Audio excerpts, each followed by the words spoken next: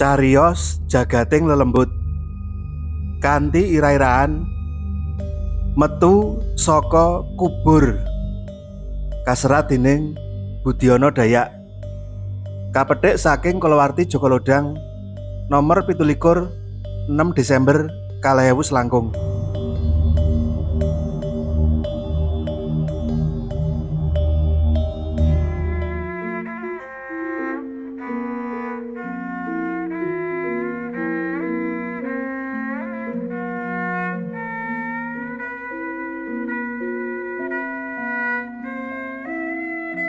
Ing sawijining dina, putra ragil almarhum Farah Hirman kang isih umur 10 taun dikagetake dening jedule ibune kang wis 3 sasi tinggal donya. Wektu iku Hirman kabener nonton TV ing ruang keluarga. Nalika asik-asike nonton TV, Hirman weruh ibune kang ujug-ujug mateni TV kang lagi dheweke tonton. Ora sadar yen ibune wis tinggal donya. Hirman bengoki ibune. "Bu, aja dipateni TV-ne. Aku lagi nonton iki." Pambengoke Hirman polos. Ing etungan detik, ibune kang nganggo klambi ireng kang biasa dienggo ing wektu isih uripe ilang embuh menyang endi. Bapake kang mentas wae rampung wudu arep sembayang maghrib kaget krungu Hirman nyeluki ibune.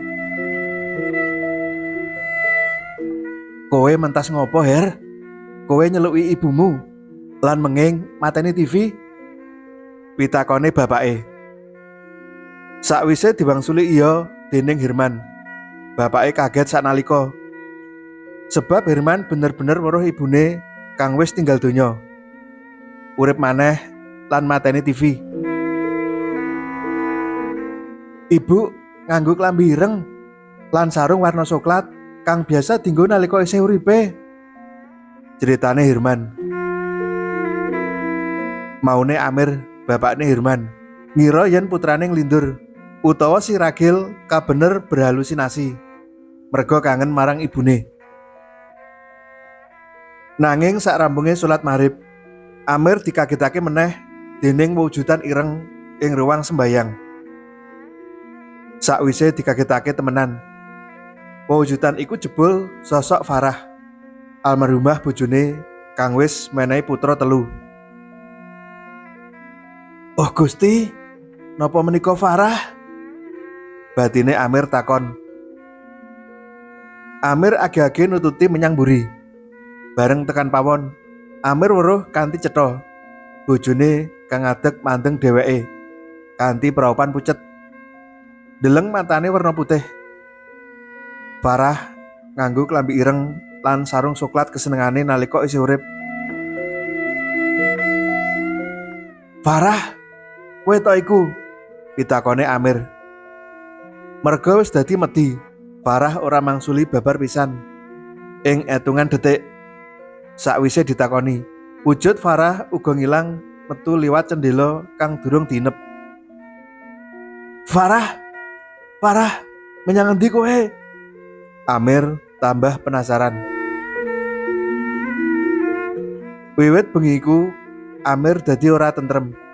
Mripate ora kena diremake lan Amir babar pisan ora bisa turu. Jantunge wiwit deg-degan lan batine uga resah. Perasaane ujug-ujug uga dadi ora karuan. Pikirane adoh kumleyang tumuju sosok bojone kang banget ditresnani iku.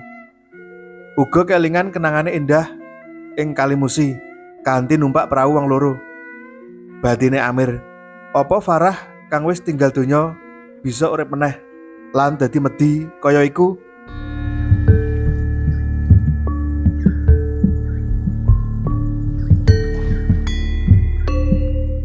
Sadurunge pitakon iku kejawab, Amir digetak dening ceritane Romlah, bojone Hamid.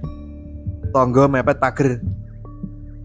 Amir age-age mlayu metu lan takon marang Romlah.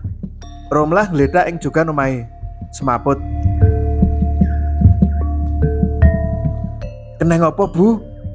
pitakone Amir glagepen. Merga isih semaput, Romlah ora bisa mangsuli pitakone Amir. Nanging mripate bojone Hamid iku mentelengi Amir kaya arep nesu. Sakwise ngombe banyu putih kang dirapal-rapali dening Hamid, ibu muda iku pungkasane sadar. Nalika sadar, dheweke cerita yen mentas wae ditekak dening Farah, almarhumah kang wis 3 sasi kepungkur dikubur. Bojone sampeyan urip maneh lan kanthi cetha ndak sawang praupane, nanging melange kabeh putih lan untune ana siunge loro, kandhane Romlah. Hamid jumlah krungu cerita bojone iku. Dene Amir mung meneng lan dingkluk, ora bisa mbantah meneh.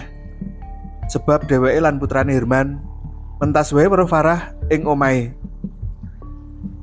Amir njaluk marang keluargane Hamid supaya ora nyebarake cerita iku menyang jaba. Amir ngaku isin lan sok yen akeh wong weruh Farah dadi medhi.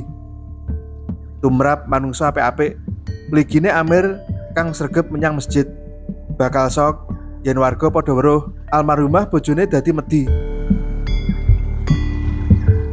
Ora mung aku, kabeh anak-anakku bakal sok lan isin dening aib iki. Tulung simpenan cerita iki lan aja nganti metu.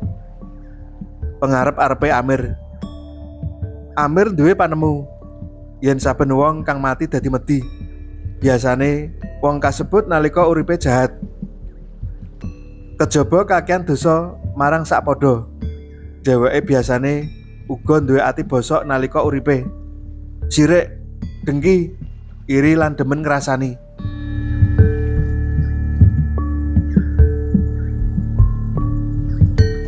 Nadyan tresna banget, nanging ndak akoni yen bojoku wis nglarani atine wong akeh kanthi dadi rentenir, ngakune Amir.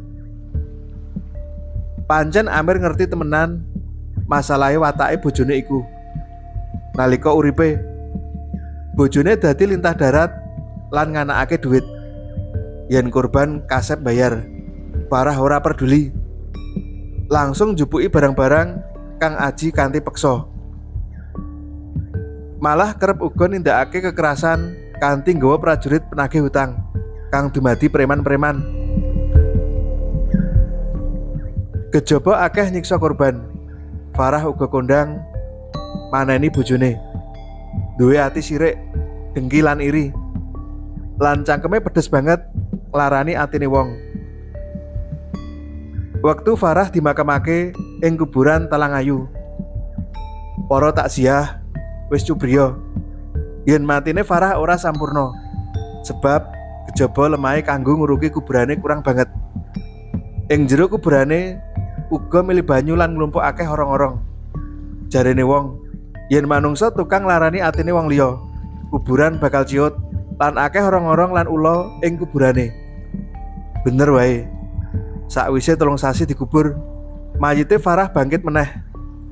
Saben sore ngarepake adzan maghrib, kuburane mlethek ngetokake keluk putih. Keluk iku nglumpuk banjur malih wujud kaya blegere nalika urip. Bedane, dheweke malih duwe siung lan meleng putih lan praupan kang pucet tanpa getih.